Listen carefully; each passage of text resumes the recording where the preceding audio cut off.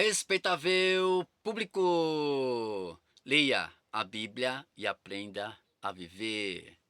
A Bíblia relata e nos ensina que quanto mais a gente pratica, se alimenta e vive pelo que está escrito, a palavra de Deus, mais a gente se limpa dessa imundiça que o mundo nos oferece. Psicologicamente falando, droga, bebida, prostituição, luxúria, riqueza, lascívia, tudo aquilo que é oferecido da mesa de Jezabel, um banquete completo, fartura, comida, apenas para enganar o estômago. Afinal de contas, saco vazio não para em pé, né? Mateus 4:4.